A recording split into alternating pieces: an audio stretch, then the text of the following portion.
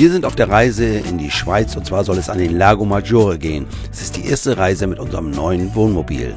Die ersten Etappen habe ich im vorherigen Video ja schon gezeigt. Jetzt zeige ich euch weitere Stellplätze, die wir angefahren sind. Herzlich willkommen zu diesem Video.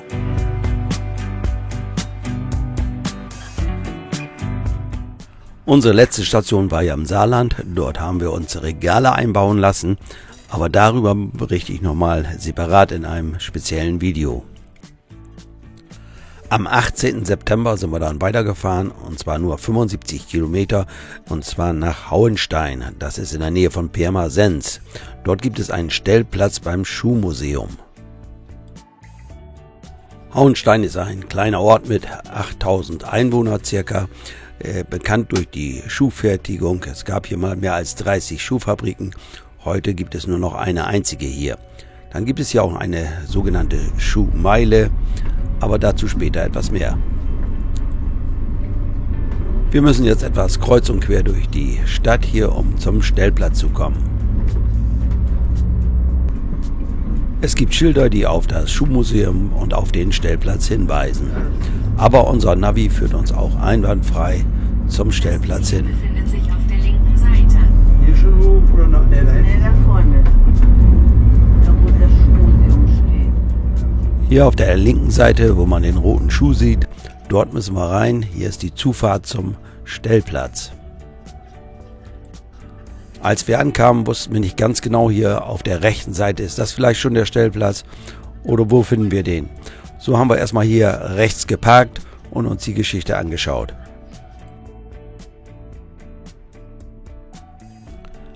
Das große Gebäude, was wir hier links sehen, das ist das Schuhmuseum. Wir sind dann ausgestiegen, an dem Gebäude vorbeigelaufen und hinter dem Gebäude, dort befindet sich der Stellplatz.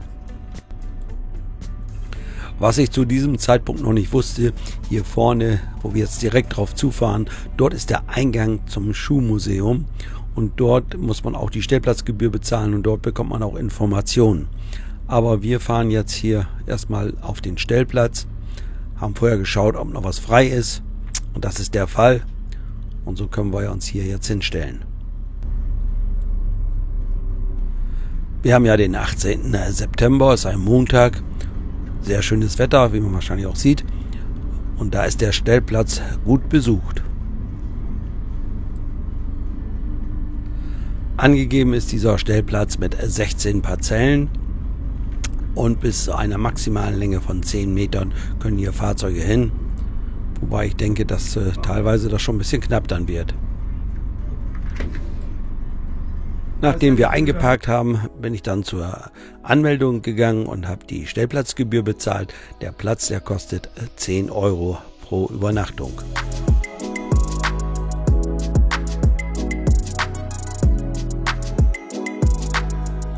Am nächsten Tag sind wir dann zu Fuß in die kleine Stadt gelaufen. Bis zum Zentrum sind es etwa, vielleicht 1 Kilometer. Dort gibt es dann auch Restaurants, Cafés, Einkaufsmöglichkeiten, alles da, was man braucht. Viel dreht sich in dieser Stadt um Schuhe. So gibt es hier auch eine sogenannte Schuhmeile. Dort gehen wir jetzt mal hin. Dort gibt es verschiedene Outlet-Center, wo man auch einkaufen kann.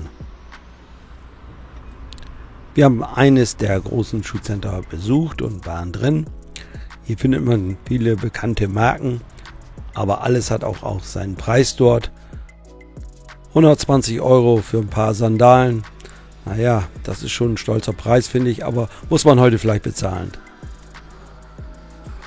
Ohne Schuhe geht man aus so einem Geschäft ja nicht raus, also gab es für mich ein paar Sandalen.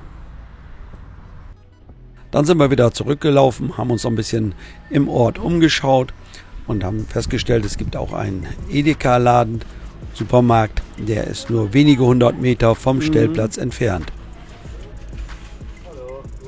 An der Zufahrt zum Stellplatz steht eine große Informationstafel. Dort kann man sich informieren, wenn man sich da mal orientieren will, wo muss ich hin oder wo will ich hin. Das kann man hier gut sehen. Strom gibt es auf diesem Stellplatz, geht nach Verbrauch. Wir brauchen keinen Strom, jetzt noch weniger beim neuen als beim alten. Wir haben 400 Ampere-Stunden Batterien Lithiumbatterien und natürlich entsprechend Solar auf dem Dach. An unserem Abreisetag war der Platz ja nicht leer, aber doch nur noch wenige Mobile da. Aber das ist ja häufiger so. Am Morgen bis Mittag ist der Platz wenig besucht und am Nachmittag füllt er sich dann wieder. Eine End- und Versorgung gibt es auch. Sie ist an der Zufahrt neben dem Gebäude. Hier kann man Frischwasser zapfen und auch seine Kassette entleeren oder auch seinen Festtank, so wie wir. Denn wir haben einen 150 Liter fassenden Fäkalientank, den wir natürlich nicht immer voll haben, aber den wir nach Möglichkeit immer, wenn es passt, leeren. Ich habe inzwischen festgestellt, dass ich mit dem Spiegelersatzsystem oder kamerabasierten Ersatzsystem gut zurechtkomme, auch beim Rangieren, besser als mit den normalen Rückspiegeln, weil ich auch nochmal einen Weitwinkel habe. Und ich habe auch nochmal die 360-Grad-Kamera, mit der kann ich das Ganze natürlich auch noch gut beobachten. Rita ist natürlich immer noch draußen beim Rangieren und passt auf, dass ich nirgendwo anfahre. Auch wenn ich mal nicht so nah an die Entsorgung ranfahren kann wie hier, dann ist das kein Problem. Ich habe 2 Ablassschläuche, die ich aneinander setzen kann und dann kann ich eine Strecke von 5 Metern überbrücken. Vielleicht kann man es erkennen, hier sind Rohre verbaut mit einem großen Querschnitt aus der Haushaltstechnik. Und so ist das Ablassen von Grauwasser und auch von Fäkalien recht einfach und geht sehr zügig. So verlassen wir jetzt den Stellplatz Schuhmuseum in Hauenstein. Ich muss sagen, wir haben das Schuhmuseum nicht besucht. Das gute Wetter hat uns da ein bisschen von abgehalten. Wir sind da lieber draußen gewesen. Jetzt müssen wir wieder den Ort durchfahren und Richtung nicht Autobahn, sondern der Bundesstraße B10. Und von dort aus geht es dann Richtung Karlsruhe. Dann fahren wir auf die Autobahn A5 in Richtung Süden. Unser nächstes Ziel ist in Emmerdingen. Und dort gibt es auch einen Stellplatz und den wollen wir als nächsten Übernachtungsplatz nutzen, da er auch nicht weit von der Autobahn entfernt ist. Jetzt mal ein Blick aufs Cockpit. Wir sehen in der Mitte das MAN Media System. Hier ist auch das Navi. Damit muss ich mich noch etwas anfreunden. Vorher habe ich jahrelang mit dem Garmin gearbeitet. Hat mir irgendwie ein bisschen besser gefallen. Aber vielleicht kommt es noch mit dem MAN.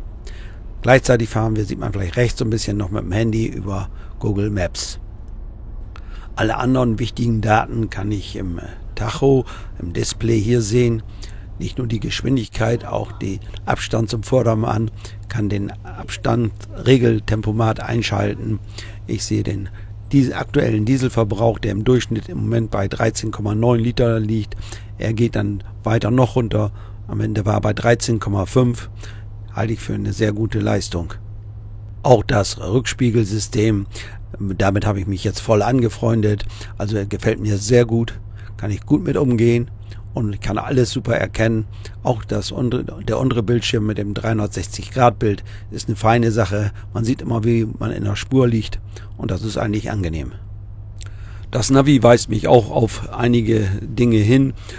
Auch die Größe des Fahrzeuges ist hier eingegeben. Oder ich kann sehen, wo die nächste Raststätte kommt. Ich kann die Ankunftszeit sehen. Die Verzögerung, wenn Baustellen und so weiter da sind. Alles das wird mir angezeigt.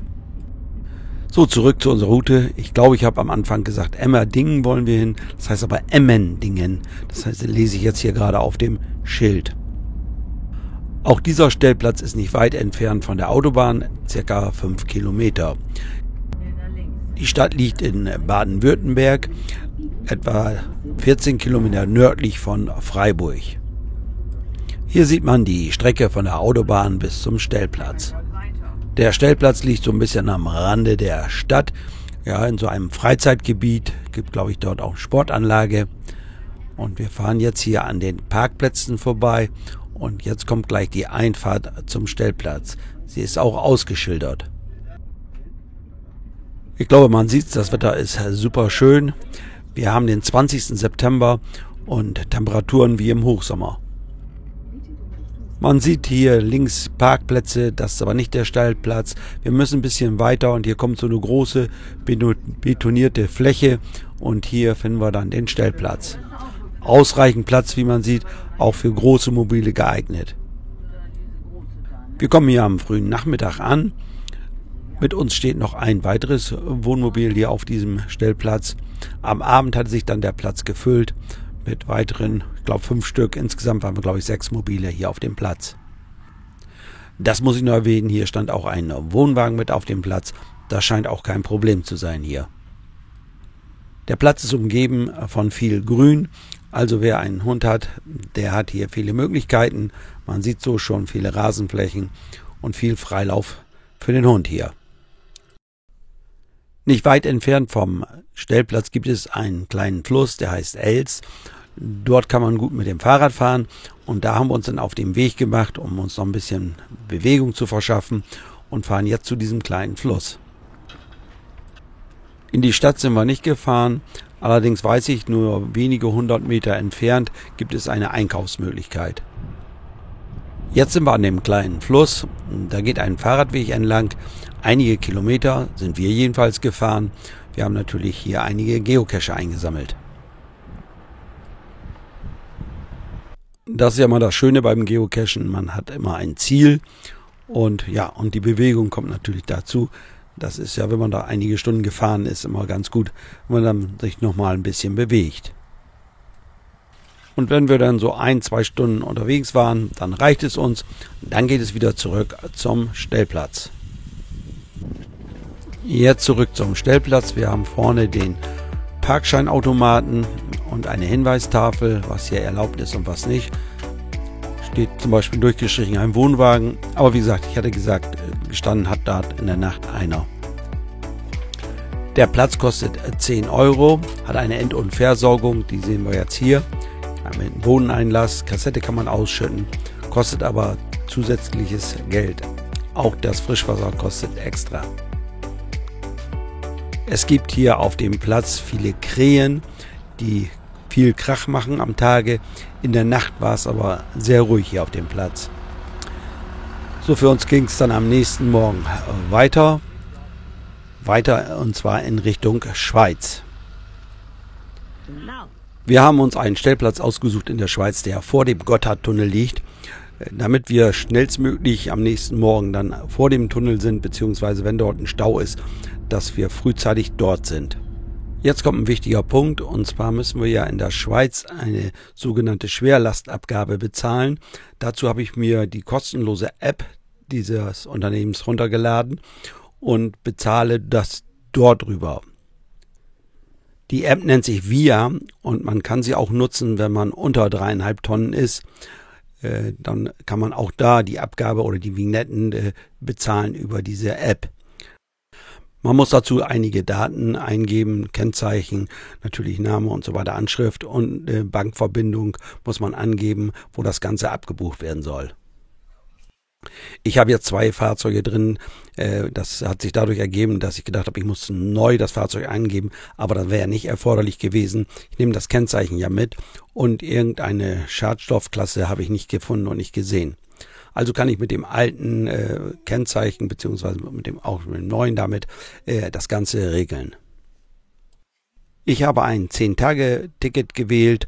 Damit kann ich 10 Tage durch die Schweiz fahren, in der Schweiz fahren, beziehungsweise mich 10 Tage aufhalten. Ich muss dann immer den entsprechenden Tag, wo ich mich in der Schweiz aufhalte, entwerten. Das Ticket gilt für ein ganzes Jahr. Das heißt, wenn ich es im September 23 gekauft habe, kann ich es auch bis September 24 nutzen.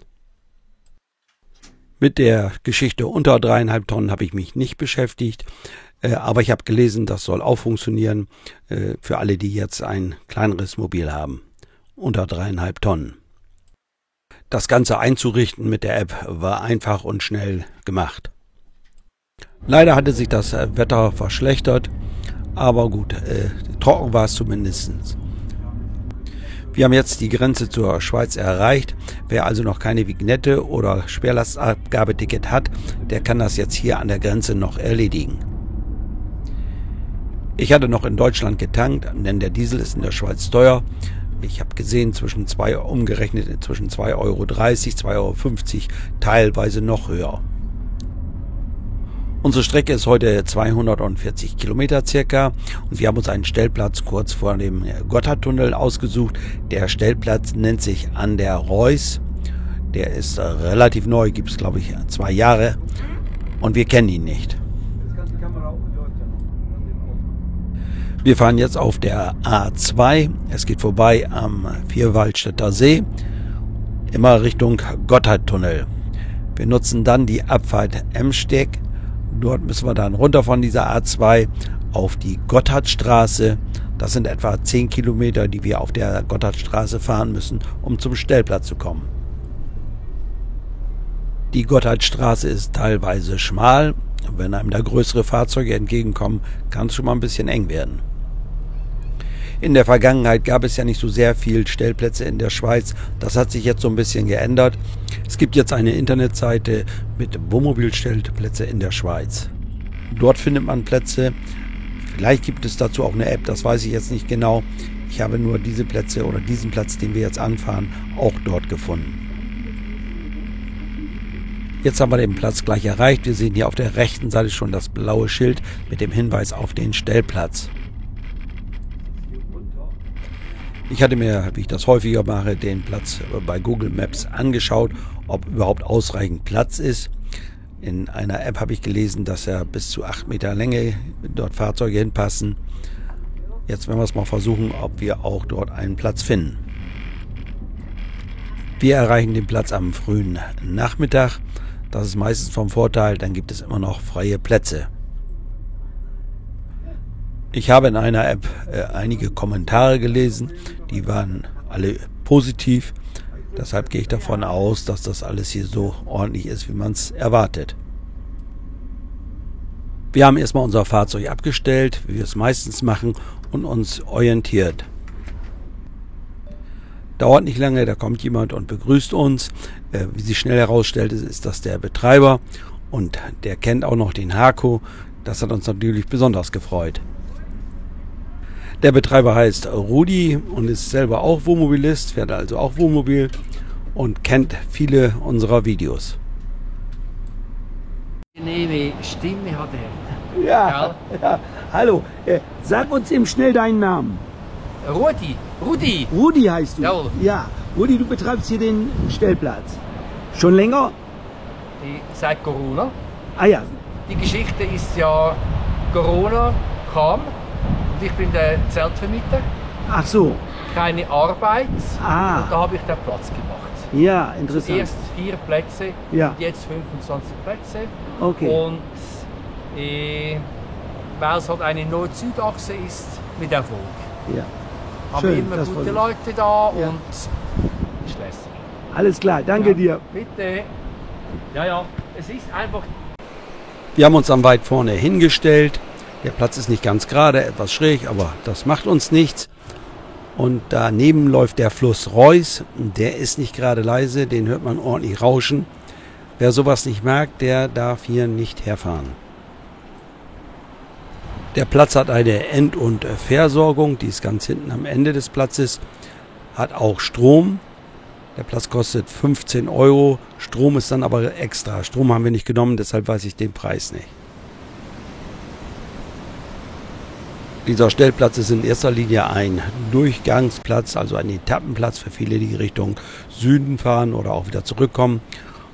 Und am Nachmittag füllt sich dann der Platz. Am Abend waren ca. 20 Mobile hier auf diesem Platz. Toiletten gibt es hier, Duschen allerdings nicht. Gemeinsam mit seiner Frau hat Rudi den Platz hier schön gestaltet.